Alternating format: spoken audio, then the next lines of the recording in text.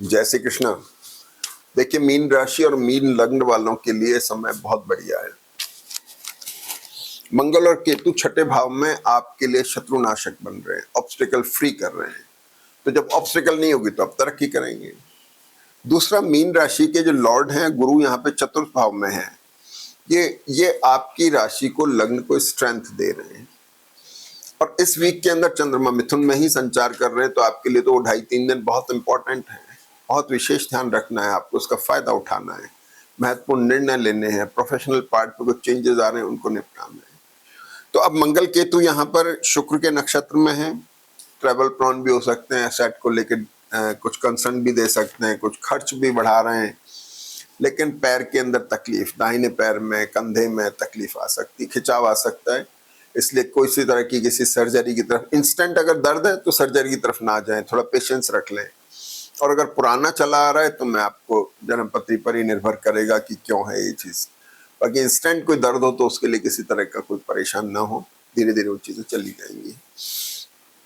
शनि केंद्र में है, बड़ी इंपॉर्टेंट पोजीशन है। और आपके राजपक्ष पे शनि और गुरु दोनों दृष्ट हैं, तो आपके लिए तो बहुत ज्यादा महत्वपूर्ण समय है। आप प्रोफेशनल पार्ट पर बहुत अच्छी तरक्की करते दिखाई दे रहे हैं। आपका बहुत अच्छा वर्क प्रोफाइल होता दिखाई दे रहा है, तो आपको इसका बहुत फायदा उठाना चाहिए। शनि की दृष्टि है। अब क्या हुआ कि सबसे पहले चंद्रमा जैसे ही एंटर हुए तो ये शुक्र की राशि में आ गए, शुक्र के साथ तीसरे स्थान में बैठे हुए हैं।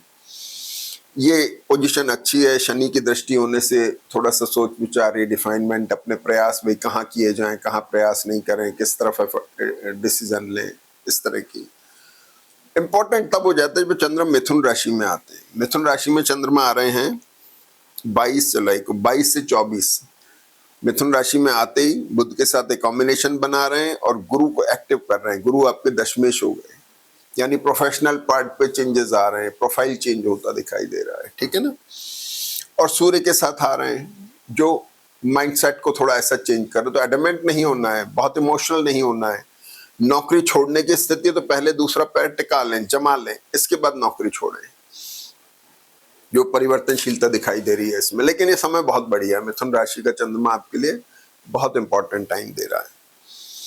मैरिटल रिलेशनशिप के लिए भी बड़ा इंपॉर्टेंट है। जिनके शादी ब्याह के मामले पेंडिंग चल रहे हैं उनको लिए भी बहुत बढ़िया वक्त है। इस बीच में कोई अच्छे प्रपोजल आना, अच्छी चीजें होना, ये भी पॉसिबल है। लीगल मैटर्स वाले जो हैं उनके लिए भी बड़े मैटर, चीजें बदलेंगी, चेंज आएंगे और बेटर चेंजेस आएंगे। मंगल केतु आपको मदद करेंगे। पढ़ने वाले बच्चों को थोड़ा ध्यान रखना है, इधर उधर डिस्टर्ब ना हो, फोकस होकर काम करें। इसके बाद चंद्रमा आते हैं कर्क राशि के अंदर। तो कर्क राशि में जैसे चंद्रमा आए, बुध और सूर्य के साथ बैठ गए। सूर्य आपके 6th लॉर्ड हो गए। थोड़ा सा पढ़ने वाले बच्चों के लिए मन में विक्षिप्तता आ सकती है, थोड़ा डिसीजन मेकिंग में थोड़ा कंफ्यूजन हो सकता है। लेकिन आप थोड़ा प्रयास करके स्ट्रिक्ट रहेंगे, केयरफुल रहेंगे तो थोड़ा सा काम बन जाएगा। तो लेकिन कर्क राशि के चंद्रमा के अंदर एक बड़ी खास चीज इस बार हो रही है कि 24 तारीख को जैसे ही चंद्रमा कर्क राशि में आते हैं, उसी दिन 11 से लेके और शाम को 5 बजे के बीच में वर्गोत्तम में रहेंगे। अच्छे निर्णय लेना, नए टाई अप्स करना, नए कोई मुहूर्त करना, कोई नई शुरुआत करना, ये सब चीजों के लिए बहुत अच्छा वक्त है। इसके बाद में ये एक बहुत अच्छी पोजीशन आ रही है।